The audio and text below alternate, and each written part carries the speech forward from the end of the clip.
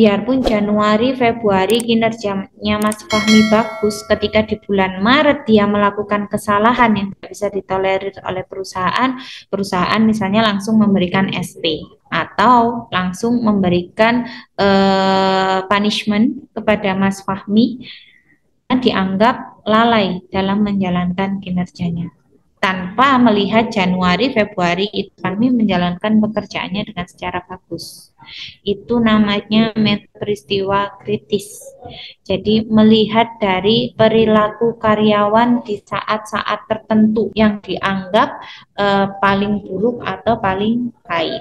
Nah, itu kan kalau contohnya yang buruk. Contoh baiknya misalnya di bulan Januari, Februari karyawan bekerja tidak secara konten, tidak memiliki motivasi dalam menjalankan pekerjaan. Tiba-tiba di bulan Maret karyawan tersebut misalnya mencapai target penjualan secara bagus, terus memiliki motivasi kerja yang bagus, maka perusahaan secara sukarela memberikan promosi jabatan karena melihat dari perubahan-perubahan karir.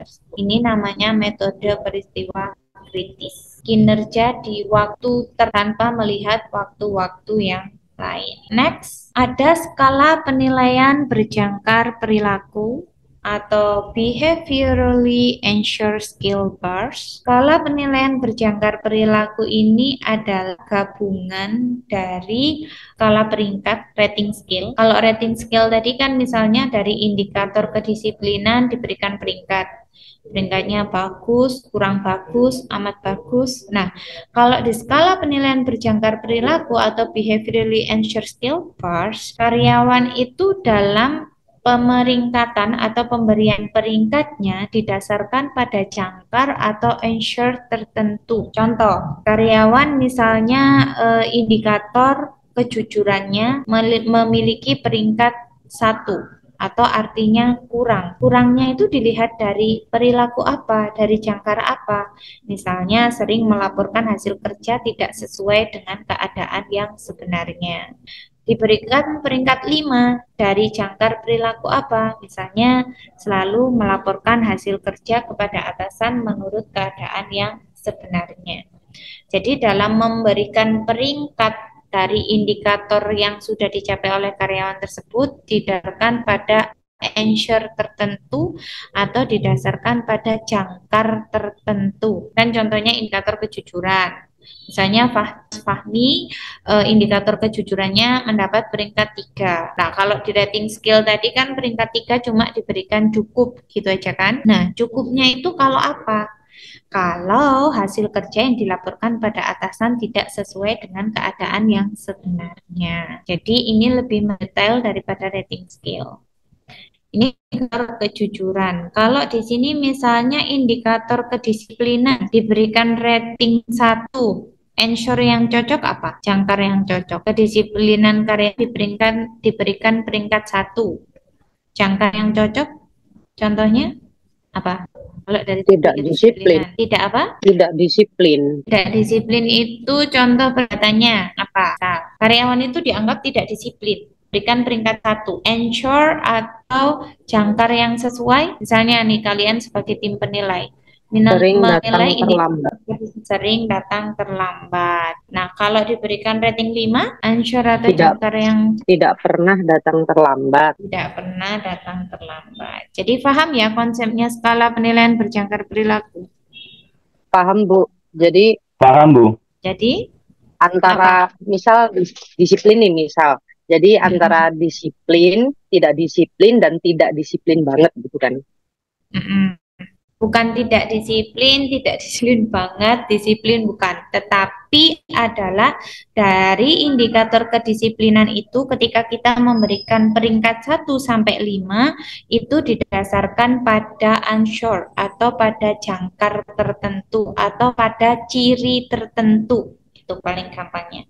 Jadi ciri karyawan itu kalau kedisiplinannya peringkat 1 apa? Hanya karena sering datang terlambat. Kalau misalnya indikatornya diganti inisiatif, peringkat 1 ciri yang sesuai apa? Inisiatif. Tidak ada motivasi, Bu. Inisiatif ini bukan motivasi. Indikator inisiatif. Atau mau indikatornya yang lebih gampang. Kan kemarin aspek yang dinilai itu ada banyak. Ada tanggung jawab, kecakapan, kesetiaan, terus kerjasama. Kalau misalnya indikatornya kita ganti kerjasama atau aspek yang dinilai kita ganti kerjasama. Rating 1 cirinya apa? Tidak bisa bekerja dengan tim dengan baik. Tidak bisa bekerja dengan tim dengan baik. Terus kalau rating 5-nya dari indikator Lebih suka bekerja individu, bisa tidak? Kan kalau rating 5 itu semakin bagus. Berarti kalau kita melihat ciri yang paling bagus apa? Berarti ciri yang sesuai untuk peringkat 5 atau rating 5 dari aspek kerjasama selalu bisa bekerja sama dengan tim atau dapat membangun kerjasama dengan baik dengan tim atau dengan rekan kerja juga bisa. Paham ya? Tapi sampai sini skala penilaian berjangkar perilaku ya. Paham. Ya, Bu. Oke. Yang selanjutnya ada observasi dan tes kerja. Jadi penilaian terhadap kinerja karyawan itu juga bisa dilakukan melalui observasi dan tes kinerja.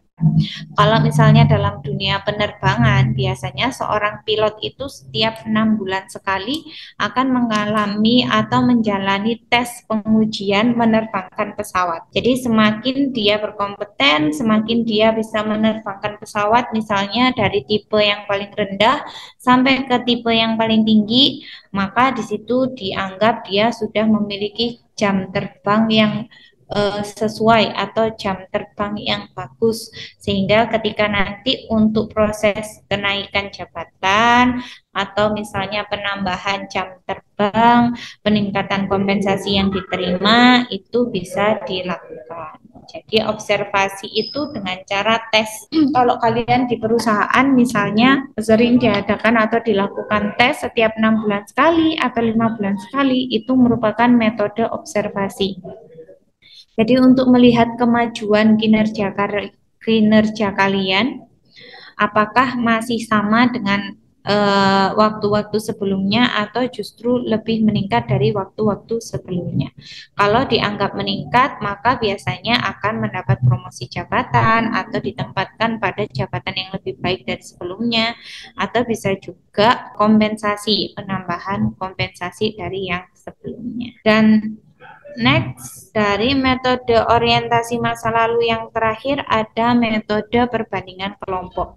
Jadi dengan cara membandingkan kinerja karyawan yang satu dengan karyawan yang lain, dengan teman sekerjanya atau dengan teman satu divisinya. Itu namanya metode perbandingan kelompok. Jadi tadi metode evaluasi kinerja orientasi masa lalu yang pertama ada apa? Metode penilaian rating scale. Yang kedua checklist, yang ketiga peristiwa kritis. Terus yang keempat Penilaian berjangkar perilaku. Terus Perbandingan kelompok sama satu lagi observasi. Oke. Untuk metodenya kita sampai yang orientasi masa lalu